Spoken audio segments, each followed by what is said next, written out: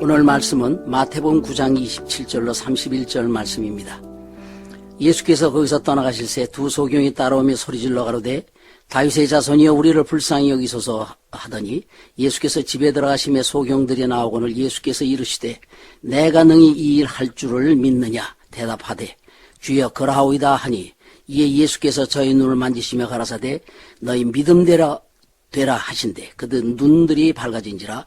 예수께서 엄히 경계하시되 삼가 아무에게도 알게 하지 말라 하셨으나 저희가 나가서 예수의 소문을 온 땅에 전파하니라.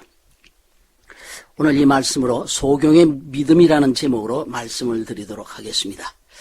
예수께서 길을 가실 적에 12의 혈루증 여인이 예수의 겉옷을 만지는 순간에 혈루 근원이 말랐습니다. 또 회당장 야이로의 딸이 죽었는데 예수께서 그 아이를 살려내셨습니다. 이런 소문이 삽시간에 퍼져나갔습니다. 그런 후에 예수께서 길을 가시는데 소경들이 따라 나오며 소리를 지릅니다. 다윗의 자손이여 우리를 불쌍히 여기소서. 제자들이 조용히 하라고 나무랍니다.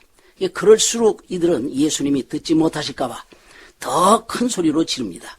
예수님께서 드디어 발을 멈추시고 소경을 부르십니다. 이 내용은 마가복음에는 더 상세히 나와 있습니다. 그러면서 내가 이 일을 능히 할 줄로 아느냐 하니까 이들이 주여 그러하오이다.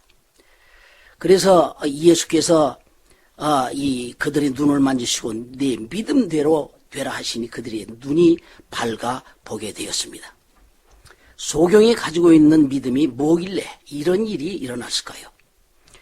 예수께서 기뻐하시는 것은 또 손을 들어 축복하시는 대상은 예언된 말씀을 믿고 있는 이들입니다.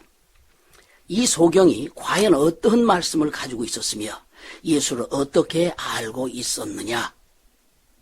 이 소경은 예수를 향하여 다윗의 자손이라 불렀습니다. 곧 다윗의 자손이라 하는 이 믿음을 가지고 있었던 것이죠. 다윗은 이새의 아들입니다. 하나님이 이새의 아들 다윗이 이스라엘의 왕이 될 것이니 그에게 기름을 부으라. 그리고 이새의 아들 다윗으로 말미암아 메시아가 올 것이다 하셨습니다.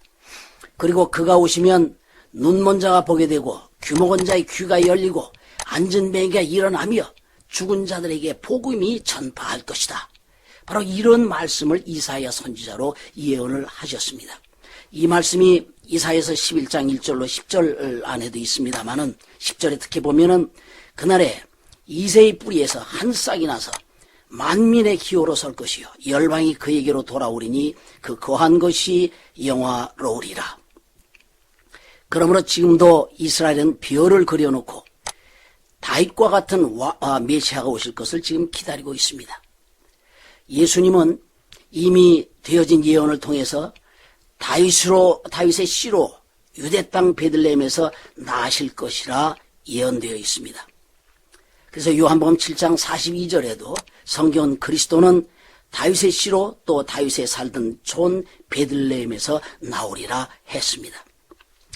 이사야서 29장 18절로 19절 말씀에도 그가 오시면 귀머리가 듣고 소경의 눈이 볼 것이며 또 이사야서 35장 5절에도 그가 오시면 그때에 소경의 눈이 밝을 것이며 귀머거리의 귀가 열릴 것이며 또 이사야서 42장 1절로 7절 말씀에 보면 그가 오셔서 소경의 눈을 밝히며 갇힌 자를 옥에서 끌어내리라 했습니다.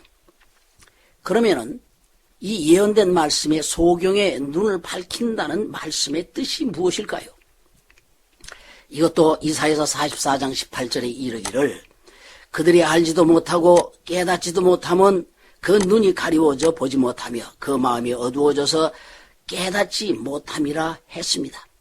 즉 계속해서 예언에 귀머거리요 벙어리요 앉은 자요 저는 자들을 말씀하신 것은 메시아 즉 예수에 대하여 무시한 자를 죽은 자요 귀머거리요 소경으로 보고 말씀하신 것입니다. 그런데 영혼은 눈에 보이지 않습니다.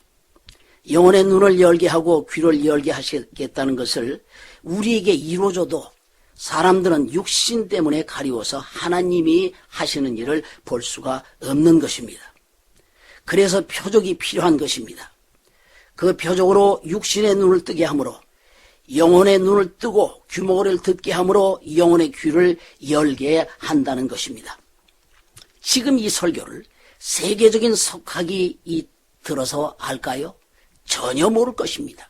왜냐하면 그 영혼이 죽었기 때문입니다. 바로 예수는 이러한 죽어있는 영혼을 살리려 이 땅에 오신 것입니다. 그러나 인간이 자기 영혼에 대해 인식조차 못하고 있으니 표적을 보임으로 내 영혼을 살리러 왔다는 것을 보이고 싶으신 것입니다. 요한복음의 9장에 보면 낳을 때부터 소경된 아이가 있습니다. 사람들이 이 아이가 이렇게 된 것이 자기의 죄입니까? 부모의 죄입니까? 라고 물었을 때 아이의 죄도 부모의 죄도 아니고 하나님이 하시는 일을 나타내고자 함이라 예수님 대답하셨습니다. 그들은 육신의 저주를 논하고 있지만 예수님의 말씀은 그 육신이 이렇게 된 것은 근본 영혼의 저주가 있어서 그 저주의 표가 육체에 나타난 것이다. 나는 이 아이에게서 하나님이 하시는 일을 나타내고자 함이라 라고 말씀하신 것입니다. 그래서 눈을 고쳐주었습니다. 그래도 그는 예수가 누구신지 몰랐습니다. 그래서 예수께서 다시 나타나셔서 내 눈을 열게 한 자가 누구인 줄 아느냐? 모릅니다. 그러므로 바로 그것이 나다 라고 예수께서 말씀하시고 또 그때서야 이렇게 예수님이 말씀하신 걸 들은 이 눈뜬 자가 비로소 예수가 누구신 줄 알게 되었습니다. 오늘 이 소경은 다윗의 자손이 오시면 내 눈을 고친다는 믿음이 확실했기에 그 믿음대로 고쳐준 것입니다. 그러나 표적은 표적일 뿐 진리는 아닙니다. 표적을 보고 진리이신 예수를 알라는 것입니다. 요한이 옥에서 그리스도의 하신 일을 듣고 제자들을 보내서 오신다던 이가 당신입니까? 물었습니다.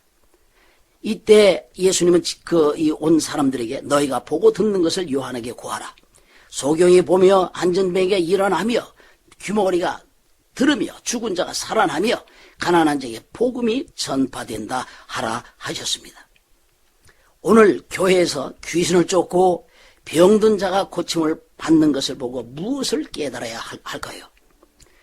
우리 가운데 육신으로 오사 죄를 도말하시고 성령으로 와 계신 예수를 알고 믿어야 하는 것입니다. 표적에 매달리지 말고 진리에 매달려야 합니다. 지금 눈과 귀가 있어도 예수 모르면 그것이 소경이요 귀머거리입니다.